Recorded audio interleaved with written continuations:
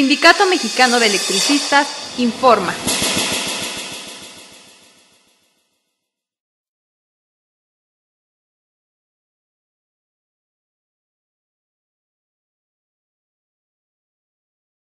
Eléctrico Mexicano, el caso Comisión Federal de Electricidad, un estudio de caso que pone los puntos sobre las IES en un asunto tan delicado, tan problemático para los trabajadores, no solo de México, sino del mundo.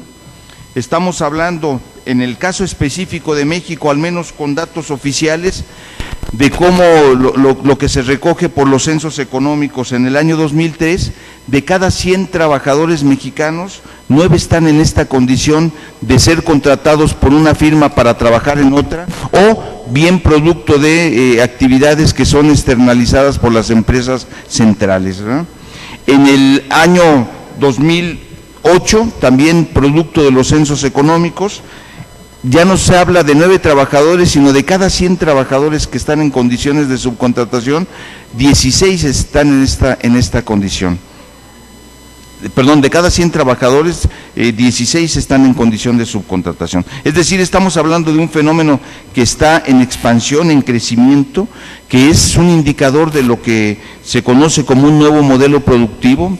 La gente ya ha familiarizado este término de outsourcing, ¿verdad? Hablamos de una nueva dimensión del capitalismo en donde destaca la desarticulación obrera, problemas identitarios, la discontinuidad laboral, el cambio estricto en las reglas del juego, al menos de lo que aparentemente le daba cierta certeza y seguridad a los trabajadores. Para esta presentación de este libro editado por el Centro de Investigación Laboral y Asesoría Sindical, contamos con la presentación de 2 invitados, ahora sí que de lujo. Uno de ellos es la casa que está ofreciendo este espacio para albergarnos, ¿verdad? Es el secretario general del Sindicato Mexicano de Electricistas, nuestro compañero Martín Esparza. Él va a hacer la presentación de este material, y también nos acompaña el profesor Luis Bueno, profesor investigador de la Universidad Autónoma Metropolitana Unidad Iztapalapa y también integrante de la dirección colectiva del Centro de Investigación Laboral y Asesoría Sindical. Una buena noticia, aparte de esta presentación, que es algo que nos permite articularnos y reflexionar sobre este importante problema, es que para los compañeros del ESME, este libro se entregará de manera gratuita. Simplemente presenten una identificación que los acredite como integrantes del sindicato y podrán acceder a este libro, repito, de manera gratuita, ¿verdad? Pues vamos a comenzar. Le damos la palabra a nuestro compañero Martín Esparza para que nos hable sobre este importante problema, y aparte seguramente enriquecerá este material que está recién editado, está todavía calientito, el día de ayer se entregó. Entonces qué bueno tener esta oportunidad de poder conversar sobre este importante material. Martín, por favor. Muy buenos días a todos los delegados y compañeros y compañeras que están en esta presentación de este libro de la subcontratación en el sector eléctrico mexicano. Primero, reconocer la participación de todos los que participan en este trabajo de investigación sobre lo que está pasando con las condiciones de trabajo de los que laboramos en el sector eléctrico mexicano. El libro hace un análisis histórico sobre el desarrollo de la industria eléctrica en nuestro país, y es remontarnos más de un siglo de cómo empieza el desarrollo del flujo de energía eléctrica en todo el país, que primero empieza para el desarrollo de las minas en distintas partes, pero inicia con capital extranjero, principalmente inglés, canadiense, estadounidense, transnacionales que hicieron proyectos en otras partes del mundo y después lo trajeron a México, y empieza entonces el auge. Y el Sindicato Mexicano de Electricistas desde todo el tiempo ha participado de manera muy activa tanto en el desarrollo de la industria eléctrica en nuestro país como en mejorar las condiciones de vida y de trabajo. Cuando empieza el sector, por ejemplo, en la zona metropolitana, había varias empresas o compañías privadas Después llega la famosa American Lion Power Company y empieza a hacerse un monopolio y comprar las empresas de la zona metropolitana. Empiezan su desarrollo de expansión, y algo que para nosotros es relevante, la construcción de la hidroeléctrica de Necaxa, que tiene más de un siglo, y en esa época, en 1904, que inicia operaciones, se consideró la hidroeléctrica más importante de América Latina. De ahí se trae la electricidad para iluminar el Distrito Federal.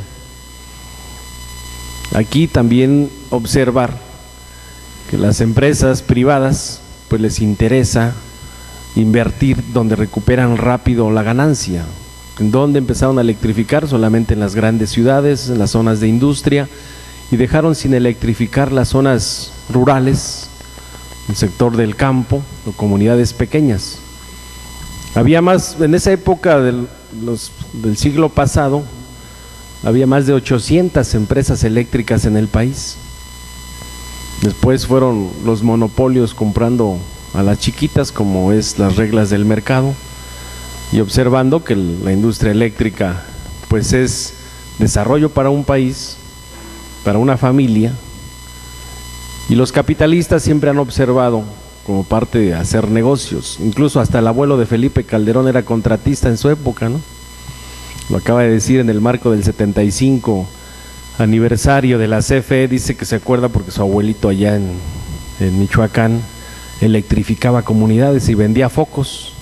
O sea, saben de lo que estamos hablando, porque son familias que se han hecho millonarios a costa del interés público.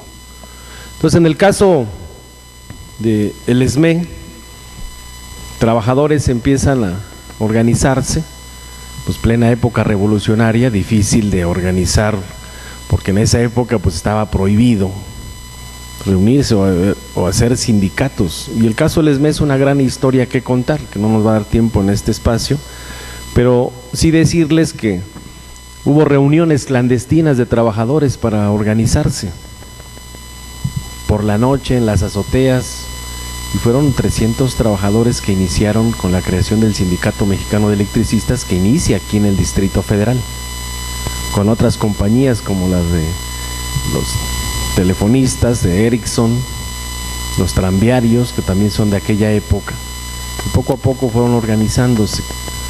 Y se hace la organización a partir de las condiciones de trabajo, que no había.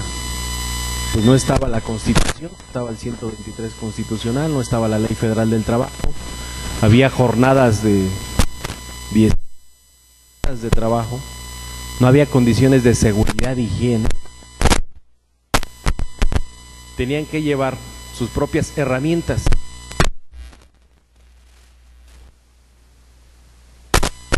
Registran muchos accidentes.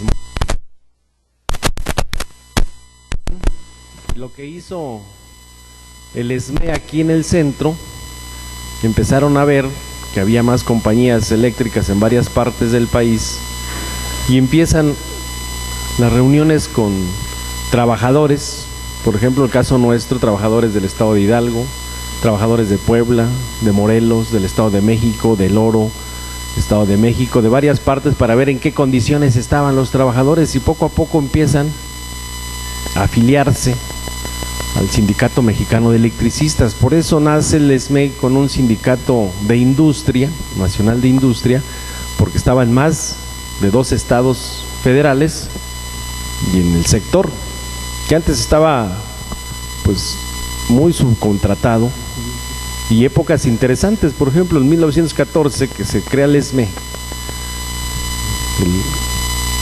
10 días antes de la creación del ESME, había entrado Villa y Zapata a la Ciudad de México, en la toma de la ciudad. Entonces, con esa situación, incluso a los electricistas les habían propuesto que hicieran un batallón para combatir a Villa y Zapata, y los trabajadores dijeron no estamos de acuerdo en combatir a ellos, somos trabajadores, respetamos el propio proceso de la revolución, y tenemos imágenes de la toma de la Ciudad de México. Y 10 días después se constituye el Sindicato Mexicano de Electricistas, un 14 de diciembre de 1914, y ahí empieza una visión de futuro para crear un sindicato como una organización que permitiera tener mejores condiciones de vida, mejores condiciones de trabajo. Hay una huelga interesante después de 2 años, la de 1916, la huelga del ESME, contra el gobierno de Venustiano Carranza, por el tema de la forma como se les pagaba a los trabajadores. En aquella época emitió un billete Venustiano Carranza y los trabajadores decían, ¿no?, queremos que nos paguen en la moneda corriente, que es oro nacional. Por esa osadía metieron a la cárcel militar a nuestro compañero Ernesto Velasco, que era el secretario general de ese entonces. Lo condenaron a ser fusilado. Primero habían detenido a todo el comité central, después dejaron salir a otros, menos a Ernesto Velasco, y estuvo 2 años en la cárcel. Al final los electricistas del ESME ganaron la huelga de 1916. Esto nos permite decir que es una lucha de clases entre el capital y trabajadores, pero lo importante es la organización sindical, que somos todos, que nos permita tener mejores condiciones para enfrentar los embates del capital, que es lo que estamos viviendo hoy en día. Entonces es muy interesante el libro porque trae una investigación histórica del desarrollo de la industria eléctrica en nuestro país, del desarrollo de los propios trabajadores. El ESME continúa en su renovación de los cuadros sindicales. Es cuando más secretarios generales hubo en esa época, de 1914 a 1936, por ejemplo. Se renovaban a veces hasta cada año el comité central. Pues hasta la reforma de 1956 de nuestros estatutos es de que se establece que los representantes del comité central y comisiones autónomas únicamente durarían 2 años para permitir la renovación y la participación. También hablan en el sector, en este libro, nos permite hacer un análisis sobre la parte jurídica. Tiene que ver con el decreto de creación de la Comisión Federal de Electricidad de 1937. Ya con Lázaro Cárdenas en la presidencia, observa que las empresas extranjeras únicamente estaban desarrollando el sector eléctrico donde le permitía tener mayores ganancias, pero no electrificaban todo el país. En esa época apenas el 40% del país estaba electrificado, faltaba el 60%. Por eso Lázaro Cárdenas decreta la creación de un organismo público descentralizado sin fines de lucro y dio paso a la Comisión Federal de Electricidad. También allá con los sindicatos en el sector, pues había 2 sindicatos, ¿no? El STER de Galván, y estaba el SUTER de Pérez Ríos. Entonces el gobierno también avanzó en acabar con la tendencia democrática, que era muy avanzado en las conquistas históricas de los trabajadores, principalmente hacia el Bajío, en la zona norte del país. Y los otros eran de Enrique Pérez Ríos, más corporativistas, y con la decisión de Estado golpean a Galván, Rafael Galván, a esa tendencia democrática, que hay unos manifiestos muy importantes como el de Guadalajara que se da, donde se observa todo el avance democrático de trabajadores de un sector estratégico para el país. Al final se queda Enrique Pérez Ríos con todo el sindicato. Desaparecen a la tendencia democrática. Hay algunas células todavía en varias regiones. Nosotros pudimos estar con ellos. Recordarán cuando Zedillo quiso privatizar la industria eléctrica en 1999. Nos tocó visitar varias regiones del país explicándole con el volante, y hubo una marcha importantísima en agosto del 99, donde salieron los trabajadores de la tendencia democrática, de esas células que quedaban en varias partes, salieron a movilizarse, vinieron aquí al Distrito Federal, se movilizaron en sus propias regiones para frenar la iniciativa de Zedillo que pretendía privatizar la industria eléctrica.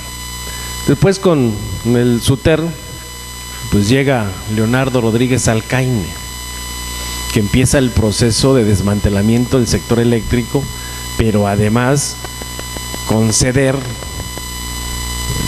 derechos ya adquiridos de los trabajadores. Fue en la época donde prácticamente le permiten a Salinas modificar la Ley del Servicio Público de Energía Eléctrica en 1992 para crear figuras, porque hoy ya estos se evaden su responsabilidad de legislar para modificar constitucionalmente los preceptos que están ahí. Recordarán, se crea el organismo Comisión Federal de Electricidad, estaban las compañías todavía privadas, y después se hizo el proceso de nacionalización de la industria eléctrica en 1960 con Adolfo López Mateos. Pero también fue un proceso, primero los trabajadores del ESME, hay un comunicado, antes de 1960 el ESME publica a nivel nacional cómo se estaban llevando los registros contables las empresas eléctricas extranjeras. Dicen, estas empresas llevan doble contabilidad. Por un lado le dicen al pueblo de México que no alcanza con el costo de las tarifas eléctricas, y por otro lado salían las divisas del país a sus países de origen. Se publica y había ya incertidumbre entre los usuarios, principalmente usuarios de la industria. Se hizo una liga de consumidores a nivel nacional, se emplaza Adolfo López Mateos para que ponga orden sobre las tarifas, porque a cada ratito había apagones por todos lados, pues para poder decir que les autorizaran seguir subiendo el costo de la electricidad. Imagínense, sin luz. Es lo que hoy vemos en la actualidad. En Estados Unidos hay apagones como Enron en California, por ejemplo, provocados para decir, no, pues es que tienes que autorizar que suba yo el costo. O está otro más reciente del año pasado en Baja California Norte, provocado por Sempra Energy, que están en San Diego y en esa parte de California, provocaron apagón y después permitieron que en el Congreso de California aumentaran el costo del kilowatt hora. Hoy los privados tienen esa tendencia. Hay apagones que ha habido en el sureste, donde ya la iniciativa privada se hace cargo de la generación, y es la presión de los privados para liberar el precio de la electricidad, o que los privados ya vendan directamente a los usuarios finales. Ese mismo proceso ya lo vivimos en el país. Lo que hoy estamos viviendo ya se vivió con las compañías privadas extranjeras, que orilló al pueblo de México a la nacionalización de la industria eléctrica por considerar el sector eléctrico como una área estratégica de mexicano. Por eso Adolfo López Mateos sí mandó. Fue muy hábil porque traía muchas inversiones también de otros sectores privadas. Y fue hábil porque empezó primero a comprarles las acciones que tenían las empresas extranjeras en el sector. Empezó a pagarles sus acciones. Ya cuando tenía el Estado la mayor parte de acciones, entonces ahora sí impulsa la nacionalización.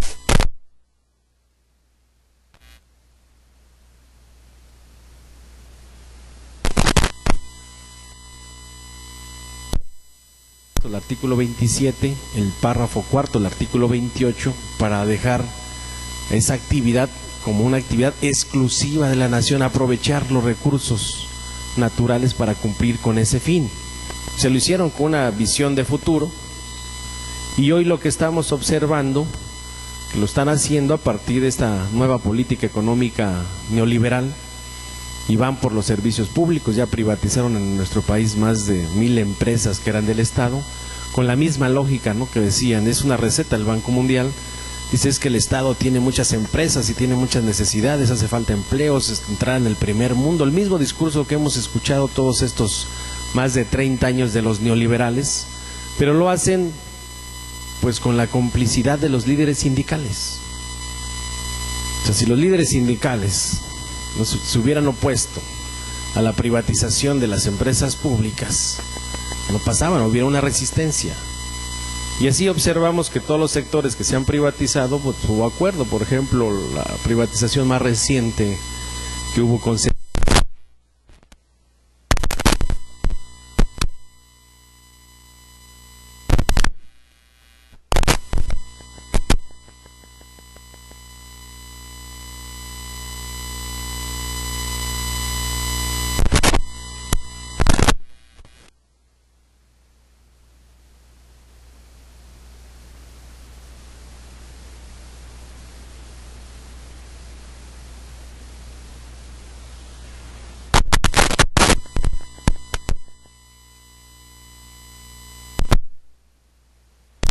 bajo costo.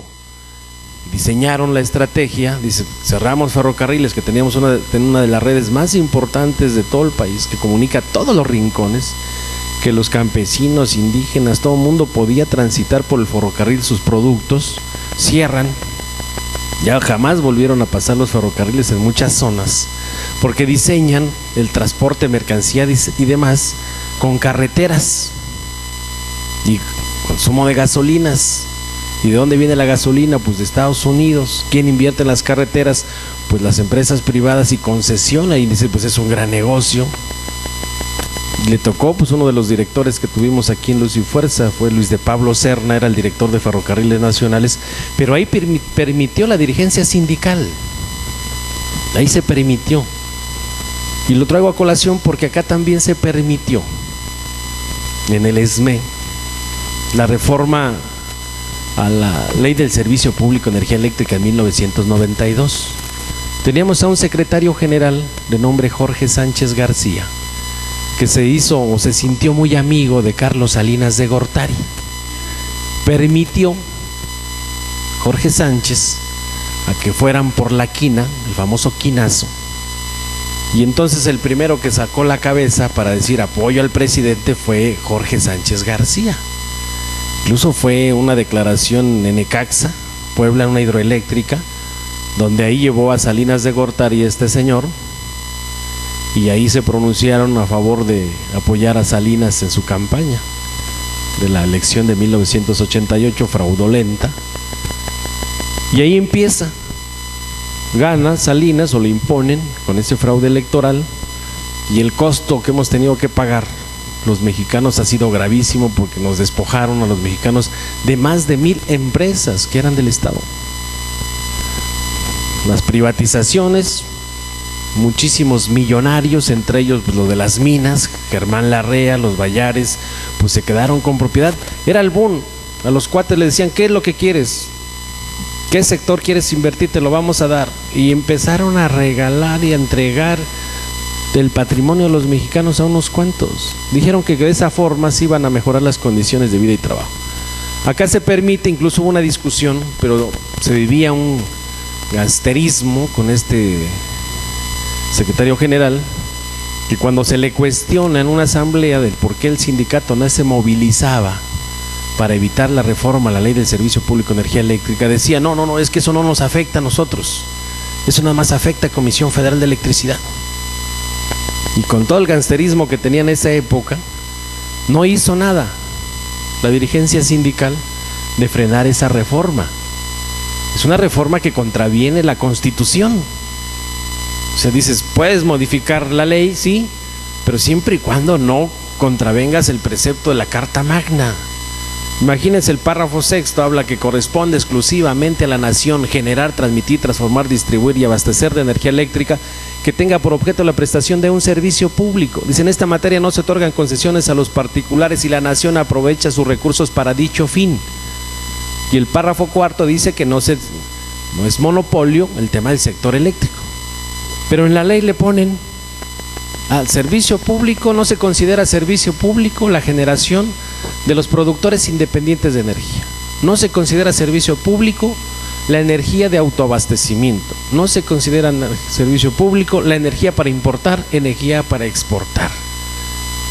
Y entonces con este parche que violenta la Constitución, han permitido la entrega del sector eléctrico a las transnacionales Fox y Calderón a través de la Comisión Reguladora de Energía, porque esa la crearon en esa reforma del 92, y el discurso en el Congreso era, es que la Comisión Reguladora de Energía la creamos para ayudar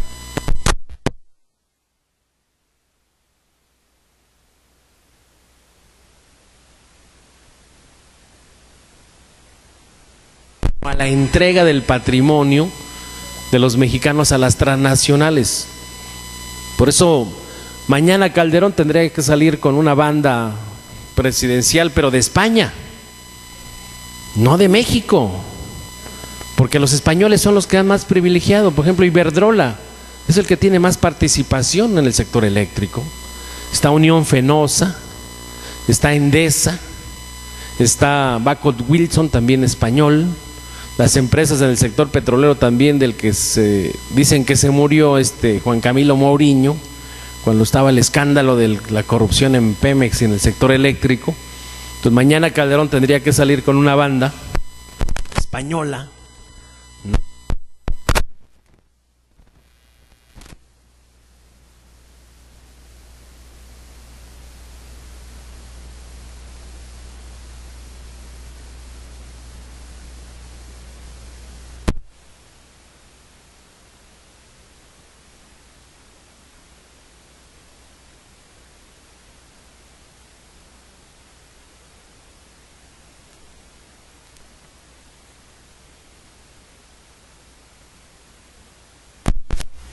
discusión. A mí me toca llegar cuando varias áreas ya se estaban considerando la ley esta de obras de participación de la iniciativa privada, y empezaban, y teníamos ya contratos por honorarios en Luz y Fuerza, y teníamos figuras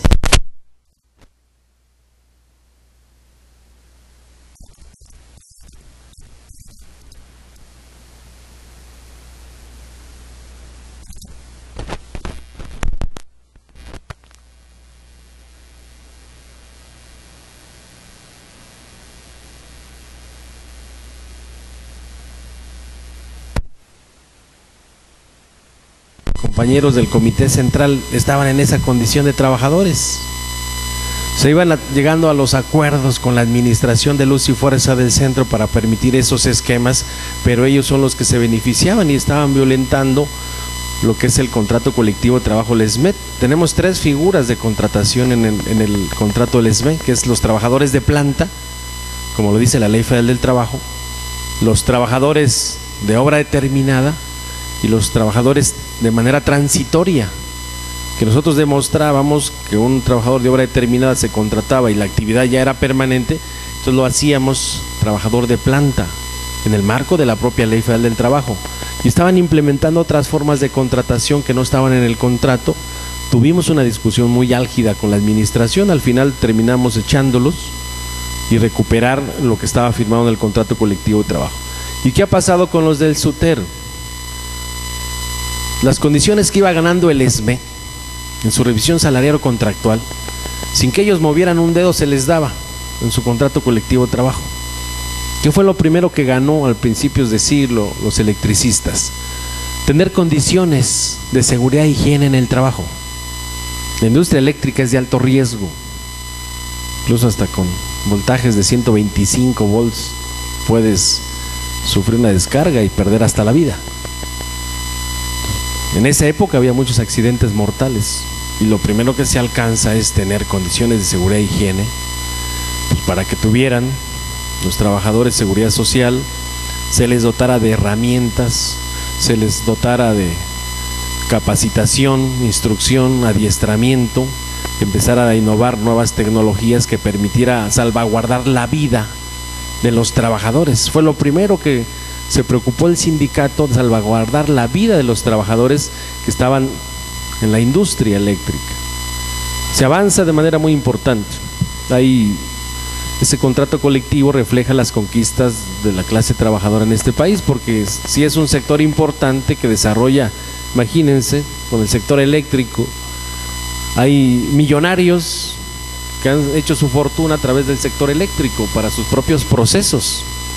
Entonces, una forma de equilibrar la ganancia de ellos era también premiar hacia los trabajadores mejores condiciones de trabajo y de vida con un empleo digno, que es el fondo del conflicto. Entonces, los del SUTER empezaron a ceder, allá empezaron a acabar con la área de construcción de infraestructura, desde plantas de generación, subestaciones, líneas de transmisión, redes de distribución, empezaron a cedérselo a la iniciativa privada, donde primero eran empresas nacionales y después ya son puras empresas transnacionales las que están haciendo esta infraestructura, y lo cedió el sindicato.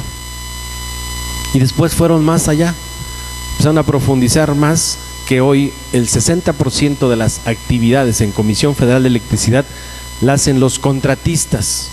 ¿Y cómo pactó el sindicato eso? Dijo, bueno, vamos a meterlo al contrato colectivo de trabajo. Y lo meten los trabajadores de base, trabajadores eventuales y trabajadores al servicio de los contratistas. Y la dirigencia permite, dicen, que haya un desplazamiento de la mano de obra. ¿A cambio de qué? Que les pagan un porcentaje, de acuerdo a cómo se arregle el sindicato con el contratista, de entre el 2 y el 6% del monto del contrato en dinero. Se lo dan al sindicato como desplazamiento de la fuerza de trabajo. Dices que es la materia de trabajo del sindicato y si me la vas a desplazar, pues dame dinero. Entonces le dan en dinero, pero además en los contratos que firman con los contratistas obligan a esos trabajadores que están subcontratados a pagar cuotas sindicales, pero no están al amparo del contrato colectivo. Hacen un convenio de obra determinada muy leonino, que hasta levantarle la voz al dirigente sindical es rescisión de contrato. Y dices, ¿de dónde sacaron estas condiciones de estos contratos de obra determinada si no están ni en la ley? ¿Pero quién lo permite? La dirigencia. Si ustedes observan, Víctor Fuentes del Villar, que es el secretario general del SUTER, quedó a la muerte de Leonardo Rodríguez Alcaine, llega él, pero es su sobrino de Leonardo Rodríguez Alcaine, y lo acaba de decir, ahí está en YouTube su mensaje que dio a sus trabajadores en una videoconferencia, porque él no hace asambleas, él agarra y una videoconferencia, casi hasta me hizo llorar porque dice, empieza a explicar cómo entró a trabajar a CFE, ¿no? Entró en un área de almacenes y demás, que era muy amigo de los compas y lo subieron de puesto y como se llevaba, era bonachón, se iba con todo el mundo, ya lo hicieron delegado sindical y después ya llegó y se aventó varios años como suplente del secretario del Trabajo, y ya cuando estaba, dice, ya mi tío estaba con leucemia, con cáncer, entonces me dijo, tú tienes que ser el próximo secretario general. Dice, nos pusimos de acuerdo entre el comité central. Dice, no, pues tú que seas el secretario general. Dice, y rápido le notificamos al gobierno y de inmediato nos dio la toma de nota. O sea, esa es la democracia que tanto pregona, tanto le interesa a estos que han usurpado el poder, que lo ocupan pues, para golpear a lo democrático, a los que estamos buscando mejorar las condiciones. Al final termina diciendo, bueno, pues yo ya me voy a jubilar, échenle ganas. Dice, porque hay una corrupción muy galopante dentro de la CFE, que si no se para se va a extinguir la empresa. Pero sí, ya fue en agosto del 2008 él fue a afirmar que ya no haya jubilaciones para los trabajadores nuevos de la CFE. ¿Y cómo lo hizo?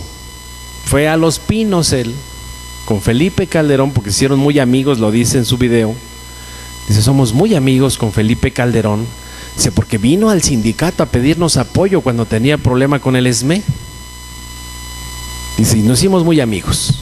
Entonces por eso con su amistad fue y firmó, porque la jubilación la gana el ESME de 1936, en una huelga de 1936, una huelga que duró 10 días. Estaba Lázaro Cárdenas de presidente de la República. Acá teníamos a Francisco Breña Alvírez, que este auditorio lleva su nombre en honor a un gran líder sindical del ESME, Francisco Breña Alvírez. Aguantó toda la presión de la empresa privada extranjera, de todos los... Hoy si escuchan los personeros estos de los medios de comunicación denostando al sindicato, también en esa época fueron perseguidos nuestros dirigentes sindicales, a punto de meterlos a la cárcel, porque se quedó sin luz 10 días la zona metropolitana.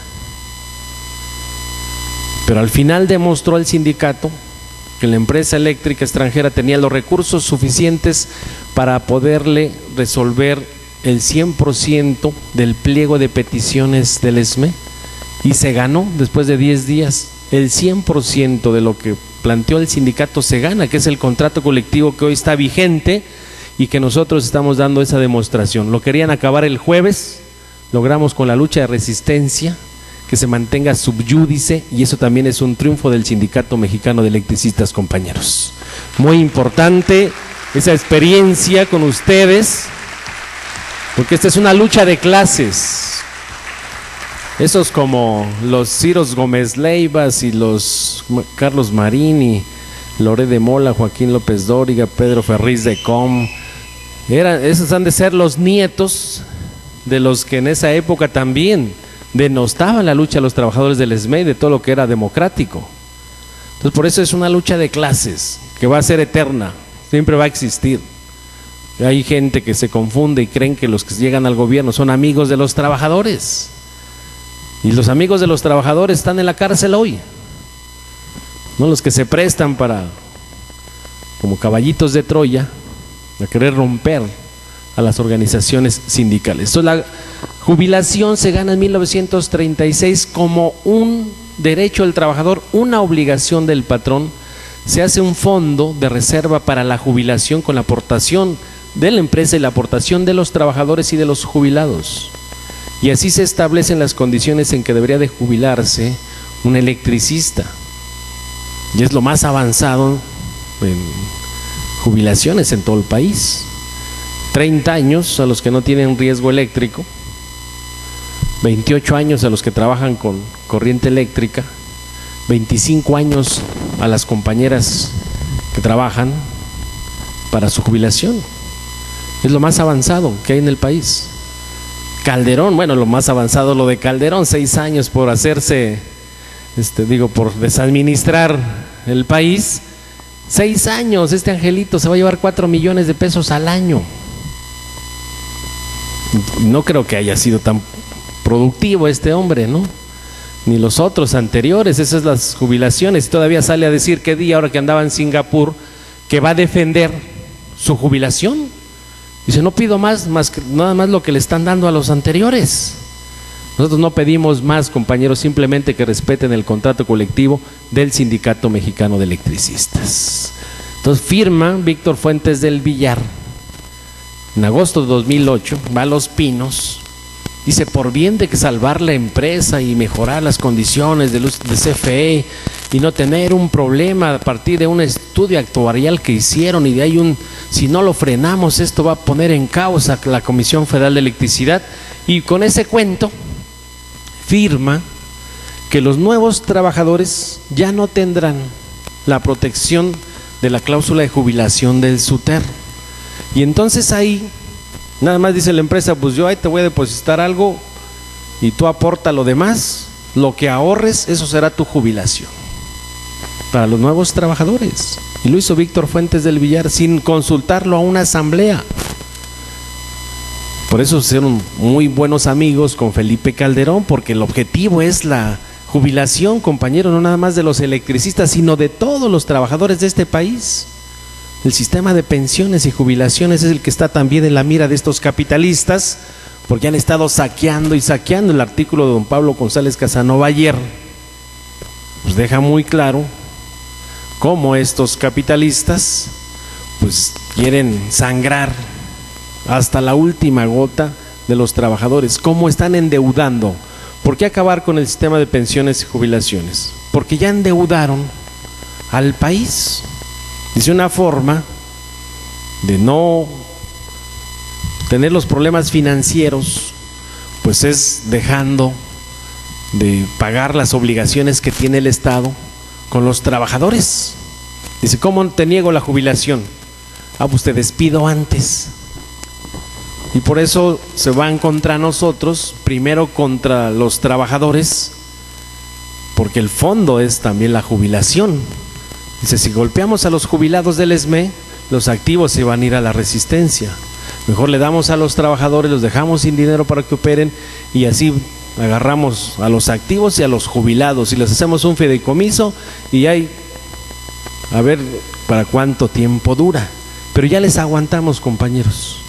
Calderón se larga en unos días y tenemos ahí que reaccionar, porque este tema del onsourcing, que es lo que tratan de legalizar, primero lo hacen con la complicidad de los líderes sindicales y la CTM, Congreso del Trabajo, y todas estas centrales corporativas, pues son los que han venido permitiendo a través de las juntas locales o federales, porque ese es otro tema. De repente los sindicatos independientes hemos descuidado nuestra presencia como representantes en las juntas. tanto en las juntas federales locales como en el Seguro Social o todos los organismos que tienen que ver con recursos de los trabajadores.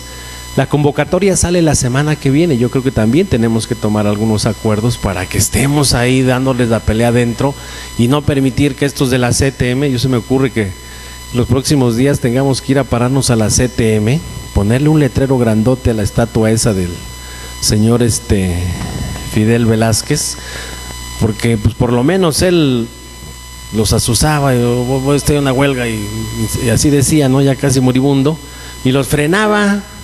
Pero el que está ahorita, señor Gamboa Pascoe, dice, sal spots y spots que están defendiendo la planta productiva y los derechos de los trabajadores, y por otro lado ya están preparando para cercenar por completo los derechos de los trabajadores. Entonces estamos en otra estrategia. Ojalá la mayor parte de dirigentes sindicales pues nos movilicemos los siguientes días.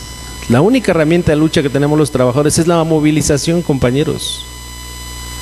Es la organización, es emplazarlos. Y ahí están los diputados de izquierda y los de derecha y los de centro y todo mundo negociando, porque esa es la palabra, están negociando nuestros derechos. O sea, ¿qué derecho tienen ellos de negociar lo que es nuestro? Quieren que se abra una discusión, la podemos abrir, de qué es lo que le hace falta al país. Y lo que le hace falta al país es que se larguen estos neoliberales.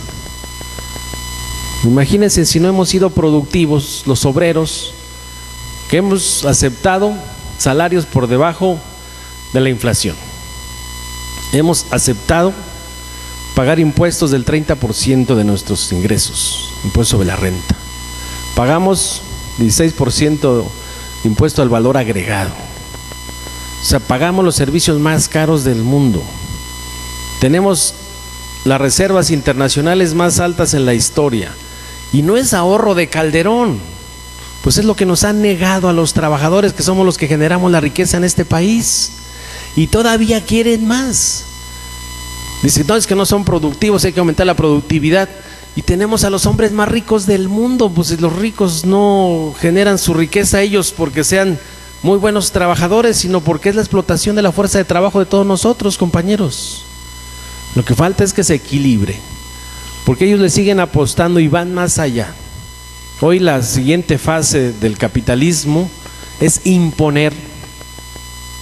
Primero hacen alianza las empresas globales con las empresas nacionales, en nuestro caso, cooptan a los gobiernos, a los congresos, y si hay resistencia, ahí les va el ejército, la marina, la PFP, para imponerles a golpes. Ellos sí se juntan, y nosotros después de que estamos observando, porque hubo dirigentes sindicales que en la política neoliberal traían un discurso desde las centrales obreras internacionales de decir, ¿para qué oponerse a estos cambios? Mejor vamos a incorporarnos a estos cambios donde podamos ir todos agarrados de la mano, empresarios y trabajadores. Y nos vendieron ese discurso hace 30 años. Y hoy las condiciones de esos países capitalistas, que fueron el modelo de las privatizaciones, están incendiándose los países como Grecia, como Italia, en España, no se diga.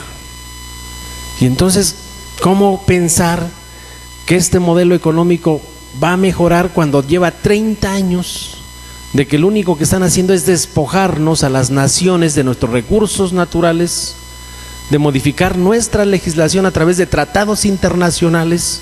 Desde hoy en Wall Street ya crean un organismo internacional de defensa de las inversiones de las transnacionales en países, que si no les cumples las inversiones que ellos traen, te obligan desde Wall Street a que la nación les repare según los daños ocasionados porque no pudieron ganar todo lo que se había proyectado.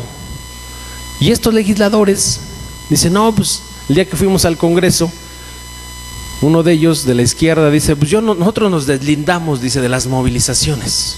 Eso ya les toca a los dirigentes. Dice, pero es seguro que va a pasar. Están negociando y al final nos van a decir que creen es que no somos mayoría, cabrón. Cuando seamos mayoría ahora sí no pasa nada. Esa es la parte de lo que estamos viviendo, de esta partidocracia, de esta clase política, pues que observa a los trabajadores pues como quieren nuevos esclavos en pleno siglo XXI. Este libro nos permite que en un sector estratégico, que es la electricidad, También hay otro libro sobre el outsourcing en petróleos, pero eso es lo que están imponiendo. Esos son los nuevos trabajadores modernos que quieren, muy modernos, con eslogan de empresa de clase mundial. La CFE la pasaron en todos los medios de comunicación, gastándose una millonada.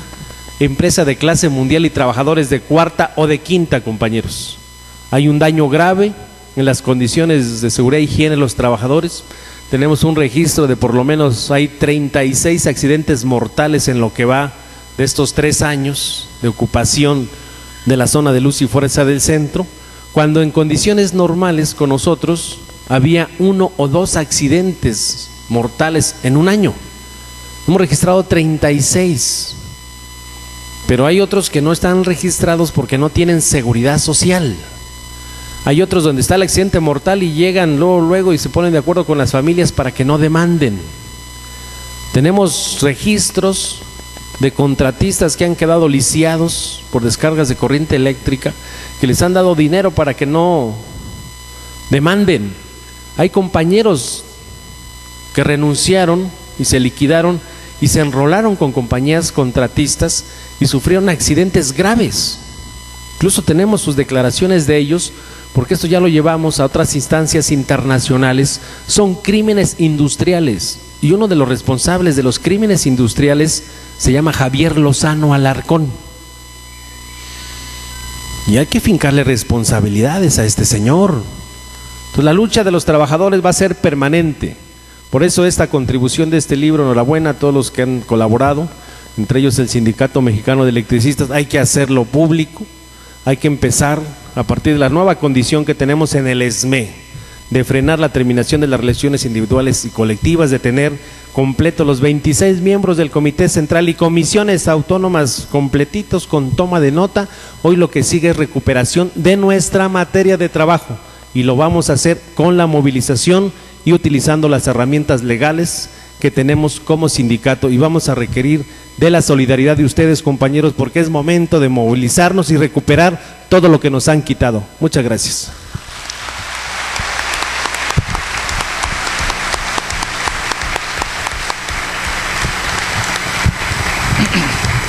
Muchas gracias a Martín Esparza por estas anotaciones.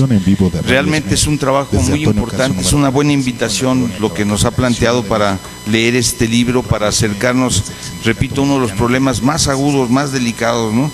Que está muy ligado, por supuesto, como se plantea en el trabajo y como se planteó en la exposición, a todo el proceso de privatización no silenciosa que se ha vivido en México, los procesos de reestructuración productiva. Y lo que estamos enfrente en este escenario, ¿no? Ya, si una de las demandas del sindicalismo mexicano, del sindicalismo democrático, es el mejorar las condiciones de trabajo y las mejores condiciones de vida de los trabajadores, lo que encontramos con la subcontratación, con esta expresión en este trabajo detallado, ¿verdad? Lo que vemos es justamente su antípoda: peores condiciones de trabajo, peores condiciones de vida. Una historia no sindical, sino una historia de la desarticulación y de la desorganización de los trabajadores. Creo que esto es muy importante. Algo que también se señaló en la exposición y que es fundamental es esta muerte obrera de los subcontratados. Richie señalaba que trabajar enferma, pero lo que estamos viendo acá es algo todavía mucho más abusivo, es exponer a los trabajadores a convertirse justamente en sujetos en donde el accidente es un asunto cotidiano. Bueno, ahora tenemos a uno de los autores. Yo no lo comenté al principio. En este trabajo participan 3 personas, una de ellas ya no está con nosotros, un querido compañero, Mateo Deán. También participa Carlos Ramos Hernández y Luis Bueno Rodríguez. Él es el que, este último compañero, va a hacer también algunas anotaciones en la presentación que tiene preparado para este día.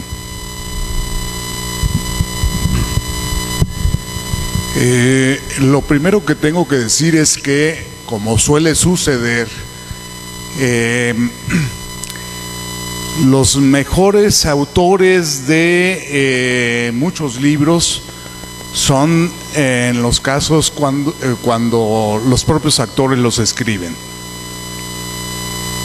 Entonces, yo he leído cosas, y se los voy a decir de manera muy transparente, muy honesta, cosas muy buenas sobre la industria eléctrica, sobre el SME y demás, escritos por los propios trabajadores del SME, de altísima calidad, mucho mejores que los que escriben o los que escribimos los que trabajamos en la academia.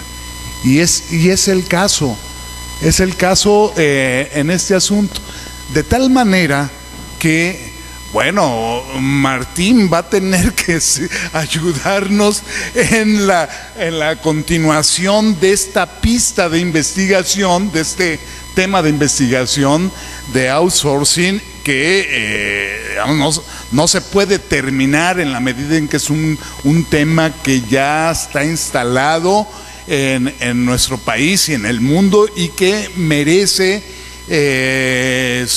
continuidad, merece profundizar a partir de los que realmente conocen lo que sucede en sus propios trabajos, en sus industrias. Entonces creo que es lo primero que hay que decir. Este libro en realidad pretende hacer una pequeña contribución a la luz de un tema que en el SILAS hemos venido trabajando desde hace algunos años, que todavía estamos metidos en él y que vamos a continuar explorando, el tema del outsourcing, que también les confieso, cuando empezamos a explorar el tema, pues no teníamos la menor claridad del asunto. Incluso nos imaginábamos que era un tema, una problemática productiva, laboral, exclusiva del sector privado, que era ahí donde estaba presente pues las figuras de Manpower, por ejemplo, como una empresa dedicada a la prestación de servicios, a la contratación de personal para mandarlos a trabajar a distintas empresas, pues era justamente el modelo. Poco a poco nos fuimos dando cuenta que estaba presente en todos lados y en los dos tipos de sectores, público, privado y también público, y además también de una forma creciente, extendida, incluidas las propias universidades públicas, para que, digamos, para poner, digamos, ejemplos de esta calidad, de esta magnitud.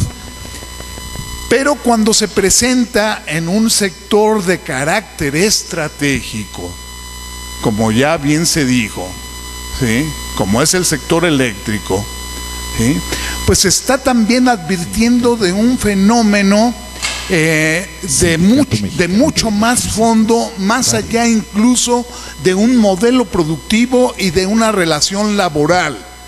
Está hablando de proyecto de nación, está hablando de entrega al capital extranjero, está hablando de un proceso de nueva colonización por parte del capital transnacional.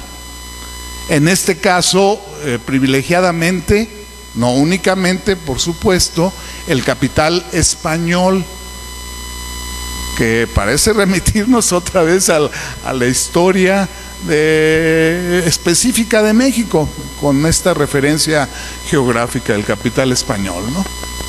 Entonces, el outsourcing pues está perfectamente instalado en el sector público, pero cuando está presente en sectores estratégicos, pues hace referencias a este tipo de cuestiones. Pero también tiene que ver con un asunto de orden legal. Dígase lo que se diga, y aún estando este tipo de prácticas instaladas, ¿sí?, en México, a pesar de los reglamentos, es este tipo de actividades relacionadas con la energía y también de otros sectores, es una facultad exclusiva del Estado.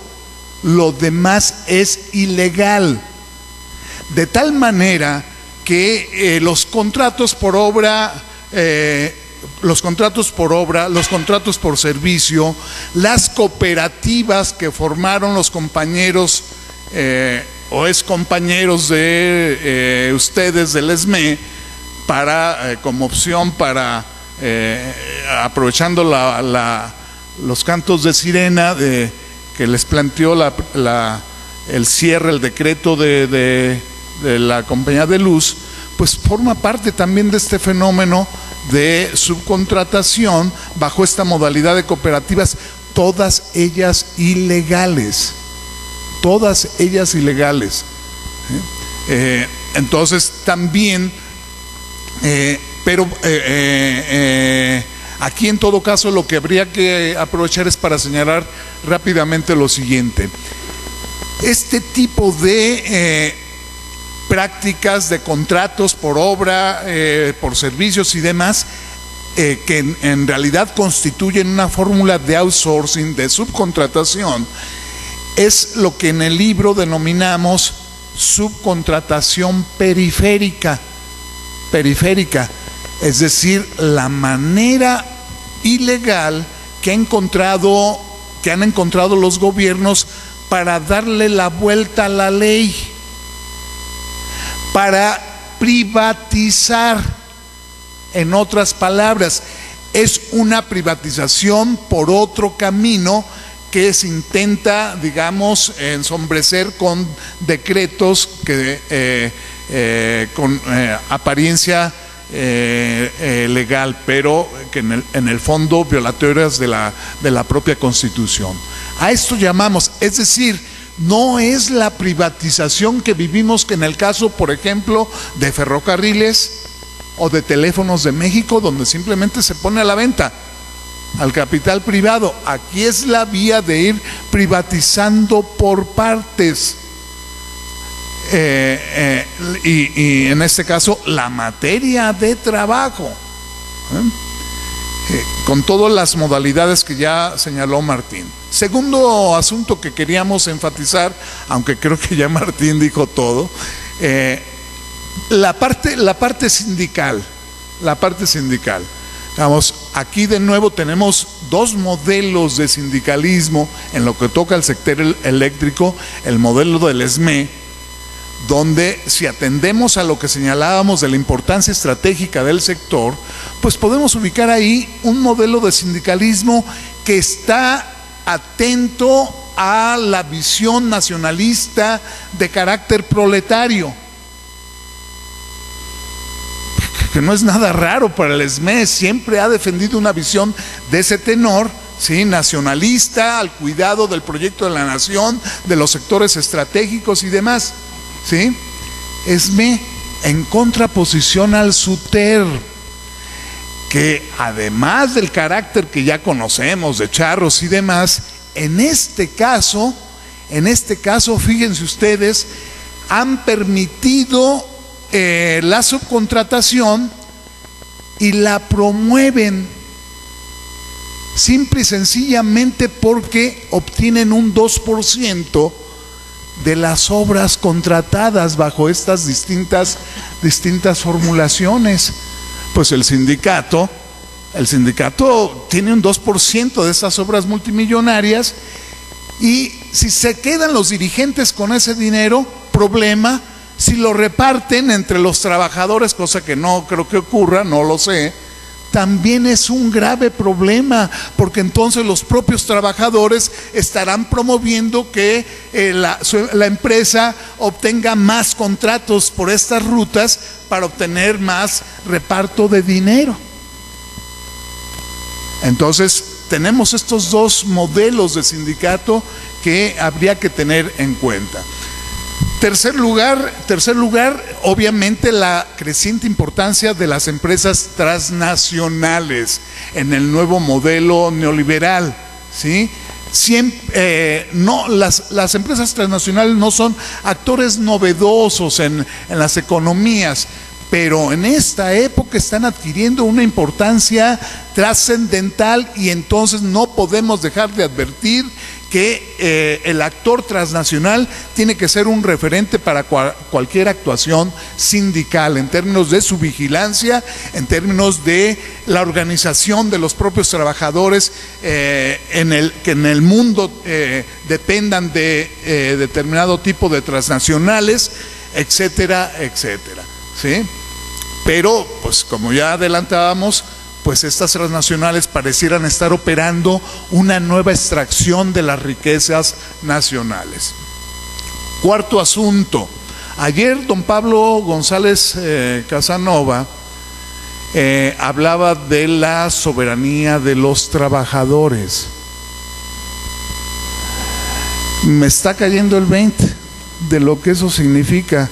Cuando hablamos del sector eléctrico, lo ligamos con el asunto del outsourcing y lo ligamos con, digamos, una posición de tipo sindical que está pensando en la soberanía del país, pero con un contenido proletario, con un contenido donde atienden los sectores estratégicos, pero también las condiciones de trabajo. De tal forma que entonces, si en esta conferencia tenemos como tema central la unidad de los trabajadores, todavía no sabemos en qué aterriza ese asunto, si nueva central o un frente más amplio, qué sé yo, pues este tipo de problemas constituye una de las tareas centrales de esa nueva central. El problema de la soberanía, que puede aterrizar en un proceso de renacionalización, como ya hay experiencias en Latinoamérica de sectores estratégicos, Argentina entre ellos, con el caso de Repsol, YPF, ¿sí?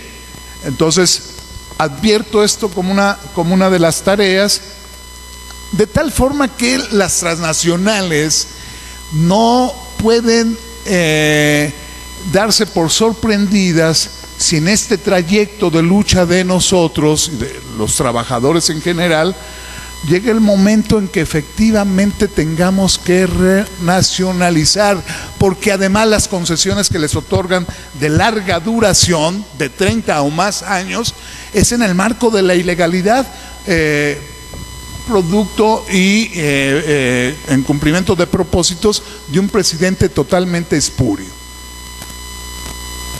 de tal manera que sus actos pues carecen de validez, que las transnacionales que sigan creyendo que van a extraer impunemente a nuestro país, de una vez sepan que lo están haciendo de una manera ilegal y que el país no estará obligado a respetar ese tipo de concesiones otorgados en un esquema de este estilo. Gracias, los invito a revisar el libro, que ya no es de los autores, es de ustedes, no solamente porque lo tienen en sus manos, sino porque hay una serie de tareas que hay que hacia adelante que todos tenemos que realizar. Gracias.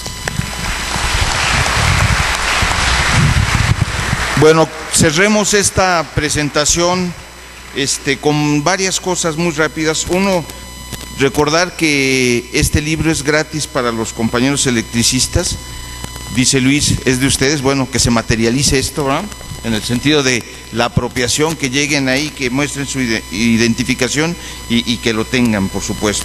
Para los que no somos del ESME, aunque el ESME forme parte de nuestras querencias, pues cuesta 30 pesitos, que es bastante accesible, está calientito todavía, salió ayer de imprenta, entonces va a ser muy bueno que forme parte de nuestro acervo literario en nuestras casas, ¿verdad?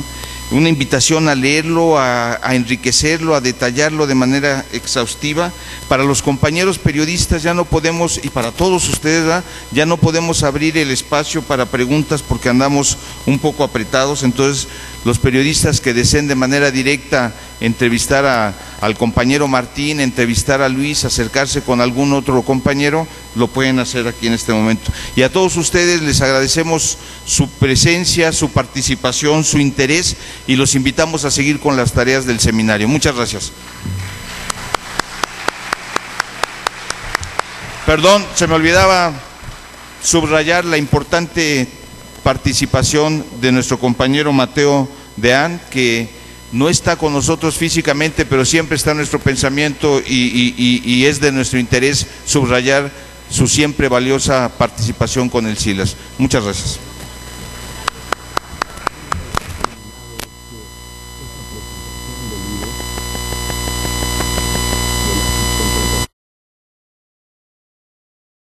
Mantente alerta a nuestra transmisión.